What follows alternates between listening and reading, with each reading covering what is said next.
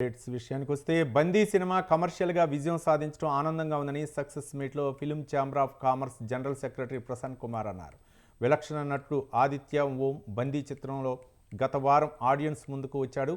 రఘు తిరుమల దర్శకత్వం వహించిన ఈ చిత్రాన్ని గల్లీ సినిమా బ్యానర్పై నిర్మించారు. ఈ మూవీకి థియేటర్లో ఆడియన్స్ నుంచి అద్భుతమైన రెస్పాన్స్ వచ్చింది. బందీ మంచి విజయాన్ని సాధించడంతో చిత్ర యూనిట్ సక్సెస్ మీట్ నిర్వహించింది.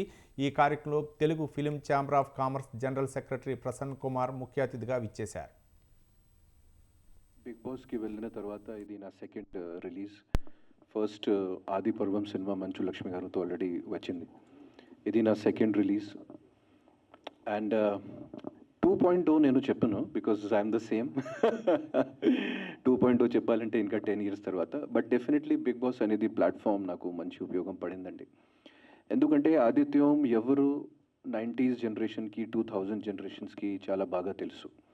బట్ ఈ కొత్త జనరేషన్కి వాళ్ళకి నా గురించి అంత పెద్దగా తెలియదు. ఎందుకంటే నా లాస్ట్ 10-12 yearsలో నా సినిమాలు పెద్దగా ఆడలేదు. సో వాళ్ళతో కనెక్ట్ అవ్వడానికి ఒక కొత్త జనరేషన్తో నాకు నా సెల్ఫ్ ఇంట్రొడక్షన్ చేయడానికి నేను